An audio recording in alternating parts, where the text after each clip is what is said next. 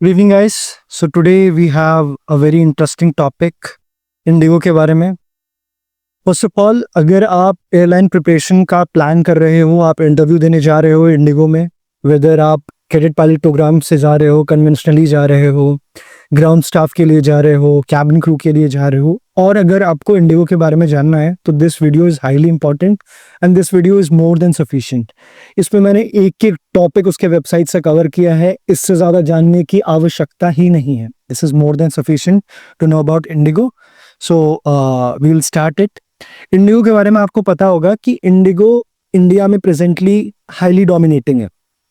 Current अगर हम market share देखें तो it's around 62 to 64% market share है. और आपको पता है पेरिस शो में कितना बड़ा उन्होंने ऑर्डर दिया था एयरबस को, 500 एयरक्राफ्ट का ऑर्डर दिया था. तो इस वीडियो में हम लोग इंडिगो के हिस्ट्री के बारे में बात करेंगे, इंडिगो के पिलर्स के बारे में बात करेंगे, इंडिगो के कोर वैल्यूज़ के बारे में बात करेंगे, इंडिगो का फाउंडेशन के बारे में बात करेंगे, कॉर्पोरेट सोशल रिस्पॉन्सिबिलिटीज़ के बारे में बात करेंगे, फ्लीट साइज़ के बारे में बात करेंगे.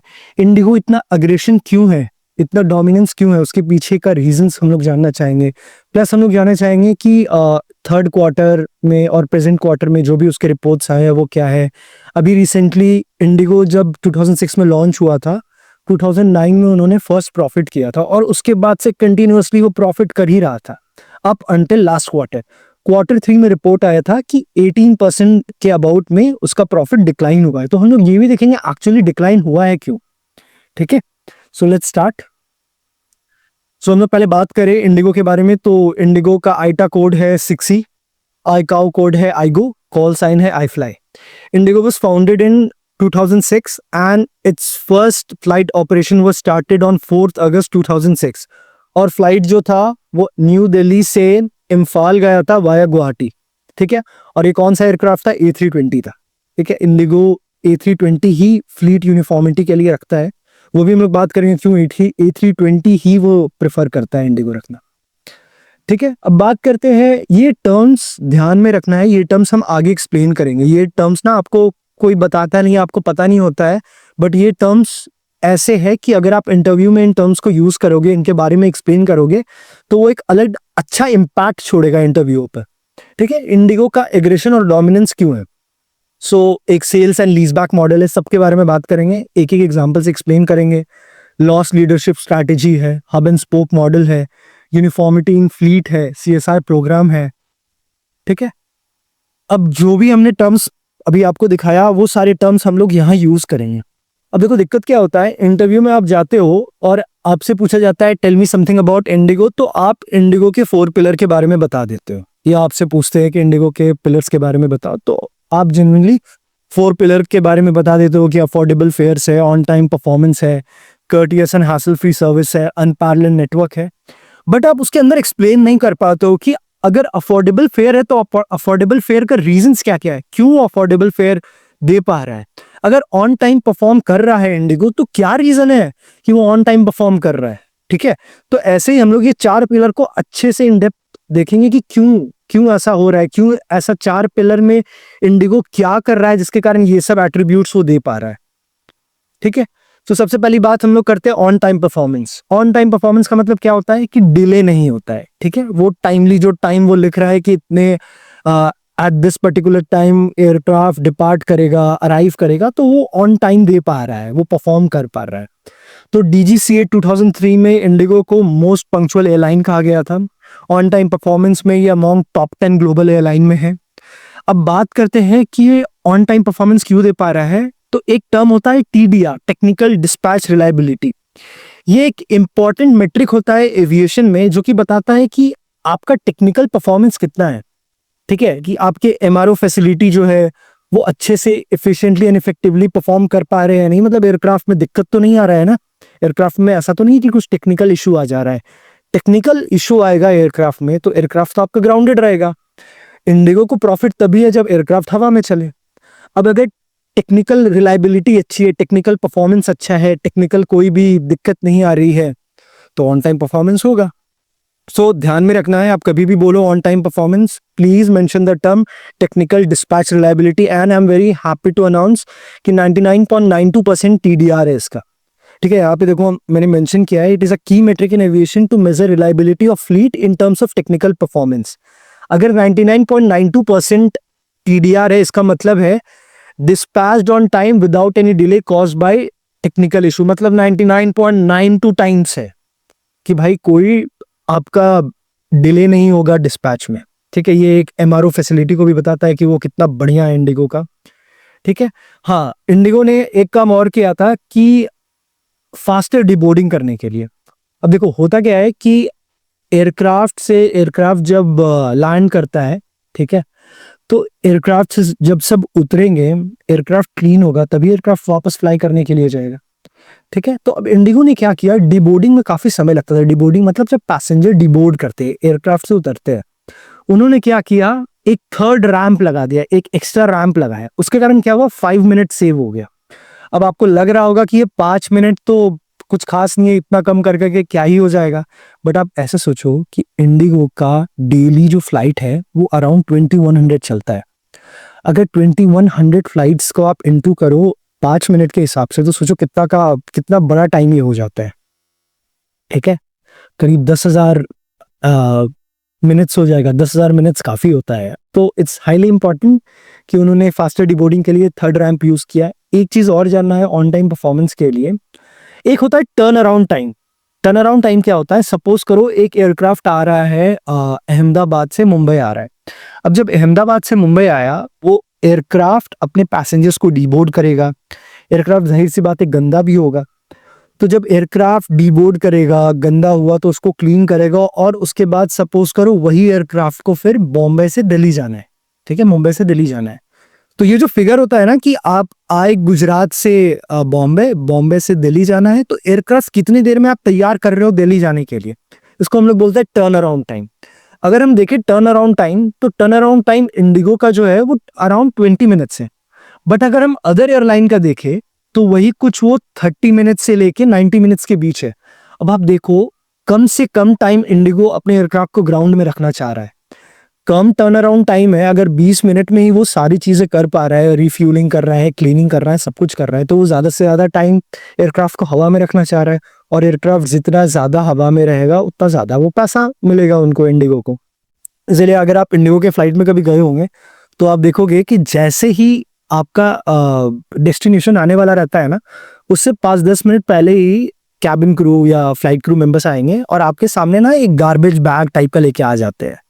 उसमें बोलते हैं कि आपका जितना भी वेस्ट आइटम है, सपोज आपने कुछ खाया पिया, ईटरी था, कुछ भी था, आइटनरी था, तो अगर फेंकना है तो उसमें फेंक सकते हैं। तो इससे क्या है, टर्न अराउंड टाइम कम हो गया, फास्टर डिबोर्डिंग भी हो जाएगा।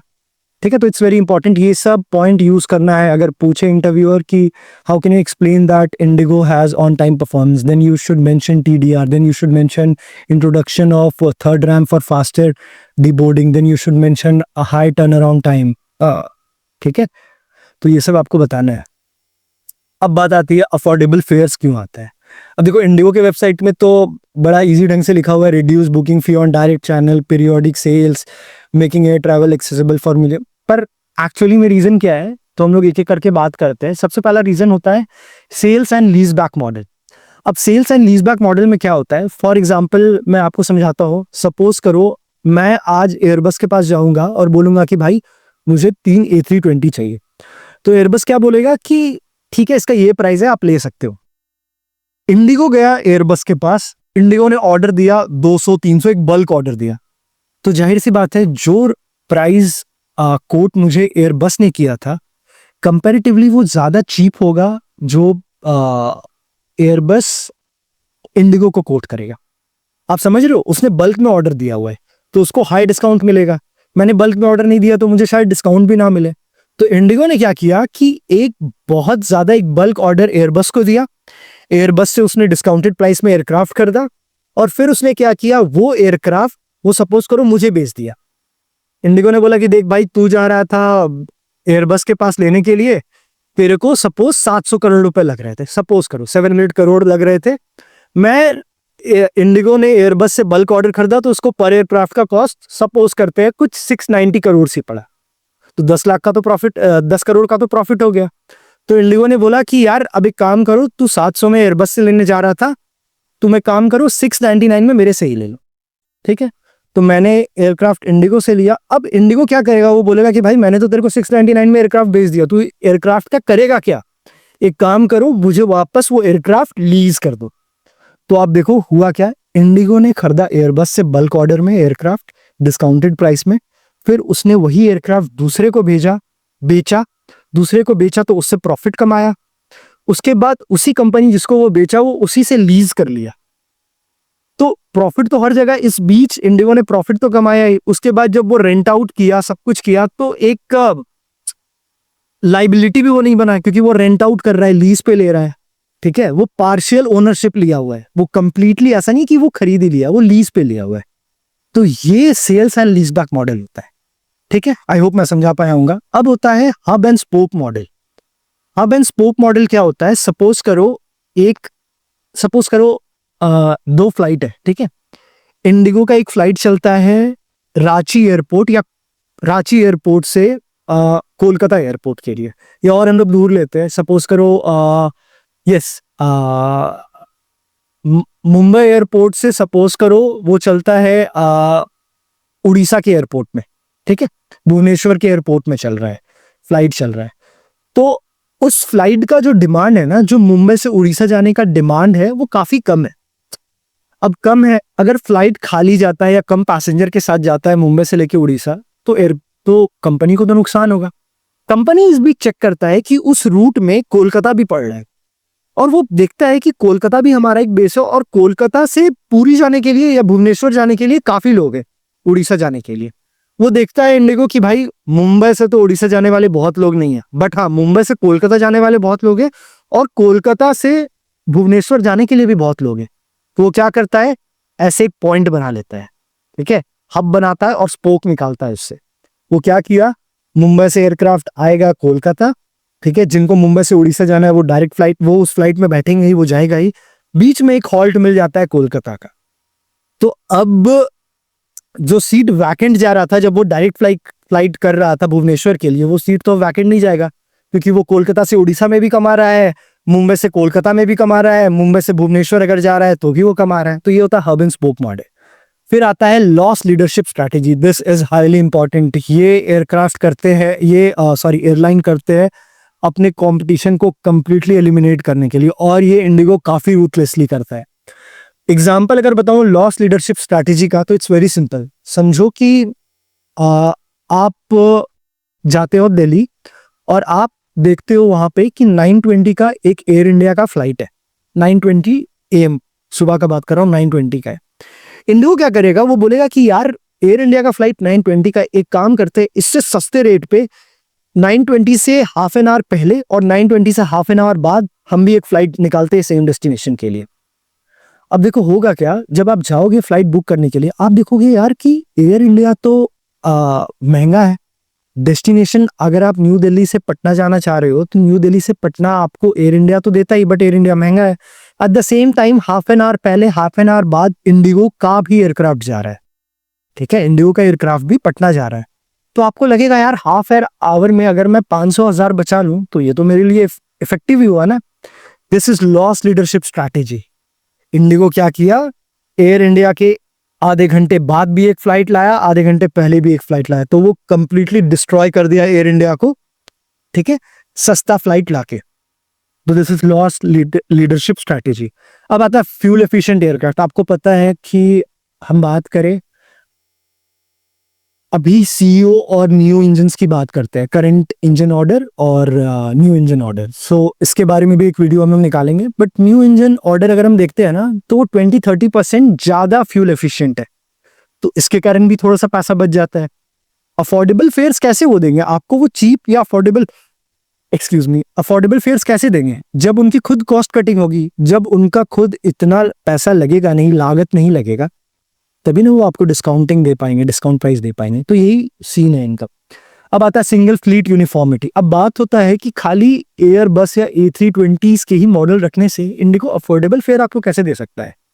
अब आप ऐसे समझो कि अगर फ्लीट में यूनिफॉर्मिटी नहीं होगा, मतलब बोइंग भी बहुत सारे रहेंगे, एयरबस भी बहुत सारे रहेंगे, ATR भी बहुत सारे रहेंगे, तो पायलट को, क्रू मेंबर को, कैबिन क्रू को ट्रेन अलग अलग फ्लाइट में करने में पैसा भी इंडिगो का लगेगा, टाइम भी कंज्यूम होगा, ठीक है।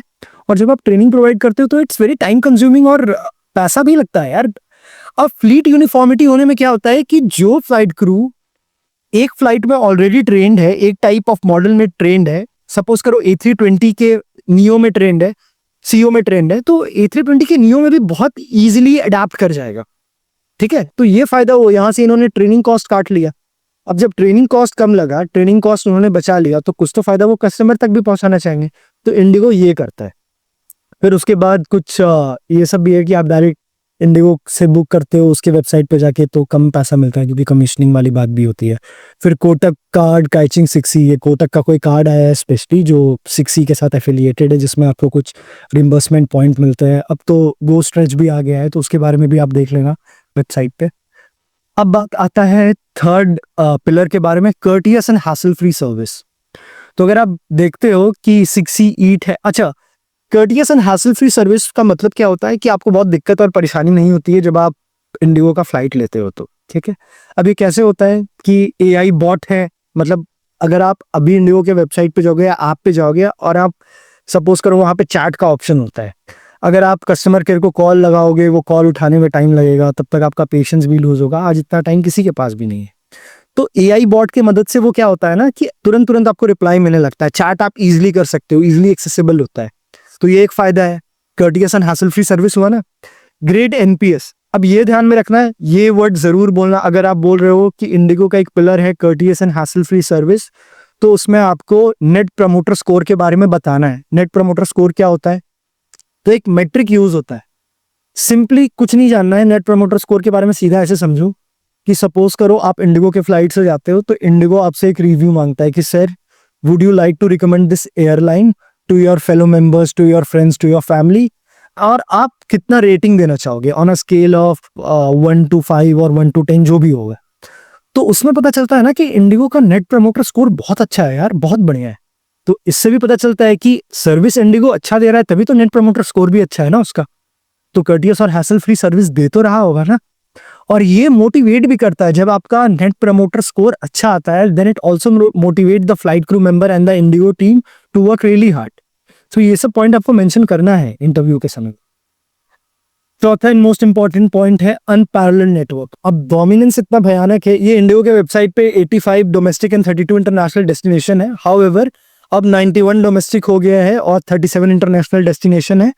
और ये मैं बता रहा हूँ आज आपको 23 मार्च 2025, कल को कुछ चेंज हो जाए तो वो मैं नहीं बता सकता, आपको इंडिगो का वेबसाइट चेक करते रहना पड़ेगा। उसके बाद अनपैरेलल नेटवर्क होने का बहुत बड़ा रीजन ये है कि एक तो फ्लीट साइज काफी बड़ा है, 1300 एयरक्राफ्ट यार, 1300 एयरक्राफ्ट, 2100 डेली फ्लाइट्स वो करता है, 91 डोमेस्टिक है, 37 इंटरनेशनल डेस्टिनेशन है, और code sharing agreement with 10 partner है। यहाँ पे 8 एयरलाइन कोड शेयरिंग है, बट एक्चुअली में वो 10 कोड शेयरिंग पार्टनर है। अब 10 कोड शेयरिंग पार्टनर कौन से हैं? Turkish airline. Turkish airline is the most most तो क्या ही बोलेंगे, टर्किश एयरलाइन सबसे पहला कोड शेयर पार्टनर था इंडिगो का, है इनफैक्ट। बात करते हैं कोड शेयर एग्रीमेंट या कोड शेयर पार्टनरशिप होता क्या है। तो in simplest term code share agreement क्या होता है कि सपोज करो आपको जाना है, मुंबई से इस्तांबुल जाना है, ठीक है। तो आपने मुंबई से इस्तांबुल के लिए फ्लाइट बुक किया 6E के थ्रू, 6E के थ्रू आप 6E के वेबसाइट पे जाके बुक किया आपने। हाउएवर जो फ्लाइट ऑपरेशन है ना मुंबई से इस्तांबुल का, वो टर्किश एयरलाइन कर रहा है। आप टर्किश एयरक्राफ्ट में जा रहे हो, टर्किश एयरलाइन के फ्लीट में जा रहे हो, तो ये होता है कोड शेयर पार्टनरशिप, ठीक है। वो कंपनीज आपस में एग्रीमेंट बनाती है, उसका कुछ कमीशन विमिशन होता होगा। उसके बाद अदर कोड शेयर पार्टनरशिप कौन कौन से है? जापान एयरलाइन एकदम नया ये कोड शेयर पार्टनरशिप है, 16 दिसंबर 2024 में साइन हुआ है। एयर फ्रांस है, अमेरिकन एयरलाइन है, ब्रिटिश एयरलाइन है, KLM है, मलेशिया एयरलाइन है, एयरलाइन का स्पेलिंग गलत है मलेशिया वाले में, कांतास है, कतर है, वर्जिन अटलांटिक है। सो ये 10 कोड शेयर पार्टनरशिप है, इसमें से कुछ याद तो कर ही लेना। सबसे पहला टर्किश है, सबसे नया जापान है। बस ये दोनों तो याद करना ही, कुछ और याद हुए तो अच्छी बात है। अब बात आती है कोर वैल्यूज क्या है इंडिगो का। यार ये मोस्ट हाईली इंपॉर्टेंट क्वेश्चन है। ये मेरे कैंडिडेट प्रोग्राम का जब मैंने इंटरव्यू दिया था तो उसमें भी ये इंटरव्यूअर ने पूछा था, और सिर्फ मेरे से ही नहीं पूछा था, वहां पे जितने भी लोग आए थे ऑलमोस्ट सभी से उन्होंने ये क्वेश्चन पूछा था कि what are the core values of Indigo.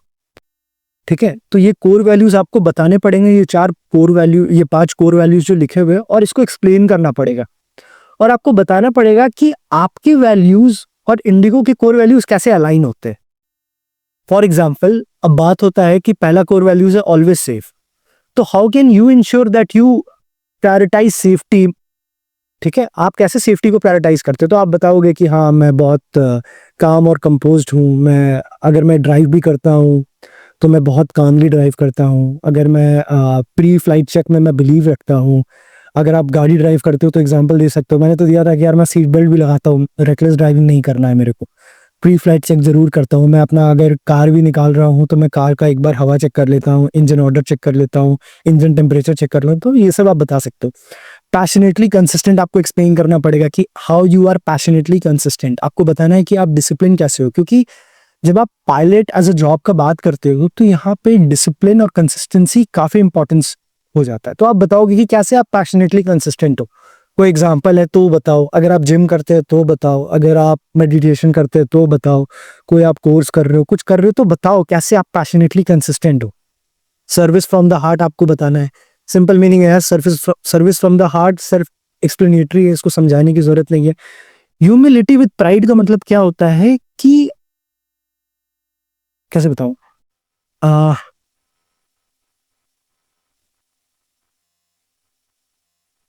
आपको अपने आप, आ, अगर मैं ह्यूमिलिटी विद प्राइड एक्सप्लेन करूं तो you are highly prideful about your accomplishment but also you are modest at the same time। ठीक है, कि आपको अपने अचीवमेंट पे बहुत गर्व है but at the same time आप मॉडेस्ट भी हो। तो इंडिगो के का भी यही है, मार्केट शेयर देख लो इतना है, सब कुछ इतना अच्छा है इंडिगो का, उसके बाद भी इंडिगो लो कॉस्ट कैरियर है, कॉर्पोरेट सोशल रिस्पॉन्सिबिलिटी उसका देखोगे कितना अच्छा है, कोर वैल्यूज कितने अच्छे हैं। तो ये सब आप बोल सकते हो। पावर ऑफ वी का मतलब क्या होता है? टीम वर्क का बात होता है, इंडिगो का टीम वर्क के बारे में। तो पावर ऑफ वी में आपको समझाना है कि आप कैसे टीम वर्क को प्रायोरिटाइज करते हो। कभी भी आप फ्लाइट में एज अ कैप्टन बैठे हो या एज अ फ्लाइट क्रू हो, एक टर्म आता है CRM, क्रू रिसोर्स मैनेजमेंट। उसमें सबसे बड़ा जो इफेक्टिव पॉइंट ही उसका है ना CRM का, वो टीम वर्क है। टीम वर्क के बिना पायलट एविएशन में कोई काम नहीं हो सकता है, कॉकपिट में तो कोई भी काम नहीं होगा। ठीक है, तो ये इंपॉर्टेंट है, ये याद रखने की जरूरत है। अब बात करते हैं इंडिगो की जर्नी क्या रही है या उसका हिस्ट्री क्या रहा है। तो 2006 में ऑपरेशन स्टार्ट हुआ था, 2009 में इंडिगो बिकेम प्रॉफिटेबल, 2011 में इट गोज इंटरनेशनल, और पहला फ्लाइट था उसका न्यू दिल्ली से दुबई के लिए इंटरनेशनली। और कौन सा फ्लाइट था? A320। 2014 में 100th एयरक्राफ्ट उसको मिल जाता है। 2015 में इंडिगो गोज पब्लिक। 2017 में वो ऑर्डर करता है 50 ATR और उस समय वो 46 डेस्टिनेशन सर्व कर रहा होता है। 2018 में वो कोड शेयर एग्रीमेंट करता है विद टर्किश एयरलाइन और डिलीवरी उसको मिलता है 200th एयरक्राफ्ट का। 2022 में वो 100 से ज्यादा डेस्टिनेशन में सर्व करता है और एक फ्राइट बिजनेस भी चालू करता है। फ्रीट बिजनेस मतलब क्या हो गया? कार्गो डिलीवरी का, ये सब का बिजनेस चालू हो गया। A321 के साथ चालू करता है। A321 जिसके साथ वो चालू करता है उसका कैरी कैपेसिटी या पेलोड कैपेसिटी कितना होता है? 27 टन ऑफ कार्गो। 2023 में पेरिस एयर शो में वो ऑर्डर करता है 500 एयरक्राफ्ट। 2024 में इंडिगो रिसीव करता है 60 एयरक्राफ्ट। आप देख लेना, अभी शायद इंडिगो का XLR भी आने वाला है। ठीक है, वो XLR के बारे में हम लोग डिस्कस करेंगे नेक्स्ट वीडियो में। इंडिगो का जितना फ्लीट है सबके बारे में डिस्कस करेंगे। A320 के एयरबस के जितने फ्लीट है सबके बारे में डिस्कस करेंगे, सबका बेसिक डिफरेंस समझेंगे। And personally XLR is one of my favourite aircraft. वो यार मतलब मेरा बस चले तो मैं वही चलाऊं। नैरो बॉडी भी है पर उसके आप उसका वो लॉन्ग हॉल फ्लाइट भी कवर अप कर सकता है। इंटरेस्टिंग ना। टोटल एयरबस अगर हम देखें इंडिगो के पास कितना है तो 1330 है। 1300 मैंने बताया था, 1330 एग्जैक्ट है। ये आज का मैं बता रहा हूँ। ठीक है, हाँ। अब Q3 में हम लोग देखें तो इंडिगो ने क्या क्या काम किया है। सबसे पहले तो 126 डेस्टिनेशन कवर अप किया है इन्होंने, 89 domestic and 37 international. 2200 daily flight हो गया है। टेक्निकल डिस्पैच रिलायबिलिटी 99.8% है। 7 लार्जेस्ट एयरलाइन है। ऑन टाइम परफॉर्मेंस 73.3% है। ओके, वर्कफोर्स 41,000 प्लस है जिसमें 45% वुमेन है। इंडिगो शक्ति लोड फैक्टर 86.9% है, लोएस्ट कैंसिलेशन रेट है एज पर द डीजीसी, ये भी आपको पता होना जरूरी है, इट्स हाईली इंपॉर्टेंट। कार्गो कितना कैरी करता है वो जानना है, और लार्जेस्ट ट्रेनिंग एकेडमी है iFly, ठीक है, जहाँ पे डेली 2200 से ज्यादा पर्सन को ट्रेन किया जाता है, ठीक है। उसके बाद ये सब देख लेना, आवर फ्लीट देख लेना। अच्छा, ये एक देखना ESG हाईलाइट, मेरे इंटरव्यू में ये मुझसे पूछा गया था और मुझे नहीं पता था उस समय, ठीक है। तो ये देख लेना कि ESG हाईलाइट क्या है, मतलब इन्वायरमेंटल, सोशल और गवर्नेंस के लिए इंडिगो का क्या क्या अचीवमेंट है और वो क्या कर रहा है। जैसे कि इन्वायरमेंट के लिए क्या कर रहा है, तो फ्लीट का मॉडर्नाइजेशन कर रहा है, करंट इंजन ऑर्डर से न्यू इंजन ऑर्डर पे वो आ रहा है, जिसके कारण 15 to 20% फ्यूल एफिशिएंसी बढ़ जाता है, ठीक है। तो ये करना है आपको। फिर 19% CO2 इमिशन रिड्यूस कर दिया है वो, ठीक है। फिर सिंगल यूज प्लास्टिक को रिप्लेस कर रहा है विद बायोडिग्रेडेबल ऑप्शंस, ठीक है। फिर जब आप सोशल रिस्पॉन्सिबिलिटी पे देखते हो तो CSR तो हम लोग अलग कवर अप करेंगे ही। गवर्नेंस में आप देख सकते हो कि डेटा ब्रीच नहीं हो पाया है, इंडिपेंडेंट डायरेक्टर है, एथिक्स सर्वे स्कोर में 4.2 मिला है, 5 में, ये भी अच्छा है, ठीक है। ये रिकॉग्निशन है, इसको पॉज करके प्लीज पढ़ लेना, ये कुछ नहीं, बस देख लेना एक बार, पता होना चाहिए कि रिकॉग्निशंस क्या क्या है, इंडिगो क्या क्या अवार्ड जीता है, ठीक है। लीडरशिप के बारे में ये पता होना जरूरी है, ये इंटरव्यू में पूछ दिया जाता है, who is the CEO, who is the COO, chief financial officer, ये जरूर पूछते हैं, क्योंकि मैनेजिंग डायरेक्टर और CEO आपको पता होता है, बट COO में और CFO में आप कंफ्यूज रहते हो, तो ये दोनों नाम अच्छे से पता होना चाहिए। सिद्रे पुरकिराज, Gaurav M Negi, Rahul Bhatia, Peter Elbers, captain Ashim Mitra, ठीक है। उसके बाद बात करते हैं CSR, corporate social responsibility about IndiGo. तो इंडिगो रीच, जो CSR, इंडिगो का जो CSR ब्रांच है उसका नाम है इंडिगो रीच, और इसके टोटल 4 आर्म है, मतलब ये 4 सेक्टर में काम करते हैं। पहला है चिल्ड्रन एंड एजुकेशन, दूसरा है वुमेन एम्पावरमेंट जिसको हम लोग इंडिगो शक्ति के नाम से भी जानते हैं, तीसरा है environment and sustainability, fourth is heritage. अब देखो, ये भी मैंने अपने इंटरव्यू में बोला था कि इंडिगो के बारे में उसने पूछा था कि सबसे ज्यादा आपको अच्छा क्या लगता है, तो मैंने बताया कि वो कैसे रूथलेस है, sales leaseback model, hub and spoke, और मैंने कॉर्पोरेट सोशल रिस्पॉन्सिबिलिटी को भी बताया था कि मुझे उनको ये लगना चाहिए कि हाँ आपने वेबसाइट खोल के पढ़ा है, मतलब आप ऐसे ही नहीं आ गए हो, ठीक है। तो ये भी जानना काफी जरूरी। अब बात आता है, ये इंटरेस्टिंग है कि Q3 में ना इंडिगो 2006 में आया, 2009 में उसने पहला प्रॉफिट किया और तब से वो प्रॉफिट कर ही रहा था। अचानक Q3 में इंडिगो ने दिखाया 18.6% का लॉस, बट ये एक्चुअली देखा जाए तो ये लॉस कोई मिस हैपनिंग के कारण नहीं हुआ है, ठीक है। ये लॉस इसलिए हुआ है क्योंकि डिप्रिसिएशन ऑफ इंडियन रुपी हुआ। अब डिप्रिसिएशन का मतलब क्या होता है, सपोज डिप्रिसिएशन का मतलब ये होता है कि डॉलर खरीदने के लिए, देखो सारा पेमेंट जो भी होता है, फ्यूल का हो, पार्ट्स का हो, या कुछ भी हो, आप अगर एयरक्राफ्ट भी खरीद रहे हो या मेंटेनेंस चल रहा है तो सारा पेमेंट आपको डॉलर में देना पड़ता है। होता क्या है डिप्रिसिएशन में कि इंडियन रुपीज, एक्सक्यूज मी, आपको डॉलर खरीदने के लिए ज्यादा इंडियन रुपी पे करना पड़ता है, ठीक है। मतलब आप देखते हो ना कि अगर मान लो कि आप $1 का प्राइस 83 या 87 जो भी है रुपीज है, तो आप समझो 87 रुपीज का मतलब क्या हुआ, आप 87 रुपीज दे रहे हो ताकि $1 खरीदो। तो समझो अगर वो $700 बिलियन डॉलर है या कुछ भी है, तो आप उसको सोचो कितना ज्यादा रुपी देना पड़ जाएगा। अगर ये $1 इज इक्वल टू 50 रुपी हो जाए तो ये क्या हो गया, हमारा रुपीज अप्रिशिएट किया। तो बेसिक रीजन यही है कि डिप्रिसिएशन ऑफ इंडियन रुपी के कारण ये 18.6% का लॉस किया गया है, और जिसके कारण ना 20% इंक्रीज हो गया ओवरऑल स्पेंडिंग में, ठीक है। पर अगर हम इसको साइड करते हैं तो एक्चुअली इंडिगो ग्रो किया है बाय 26% से। रेवेन्यू ग्रोथ इसका स्टडी रहा है 13.7% पे, 12% इंक्रीज इन अवेलेबल सीट पर किलोमीटर है, और 20% और ईयर पे ये ग्रो करेगा। अब अवेलेबल सीट पर किलोमीटर क्या, ये मैंने पॉइंट बोला था अवेलेबल सीट पर किलोमीटर का, क्योंकि नहीं बोलना चाहिए था प्लीज। अगर आप इंटरव्यू के लिए जा रहे हो, वो स्पेशली अगर मेंशन करे कि रीसेंट न्यूज अगर आपको पता है Q3 के बारे में, तो आप प्लीज बताना, अपने मन से मत बताना कि इंडिगो ऐसा लॉस किया है या कुछ किया है, ये खराब इंप्रेशन देता है। तो मैंने ये बताया था, फिर मैंने बताया कि इंस्टेड रेवेन्यू ग्रोथ हुआ है, और उसके बाद अवेलेबल सीट पर किलोमीटर इंक्रीज हुआ। तो उन्होंने पूछा था कि अवेलेबल सीट पर किलोमीटर क्या होता है। सिंपली कुछ नहीं होता है, number of speed available into distance flow. ये बताता है carrying capacity of N airline.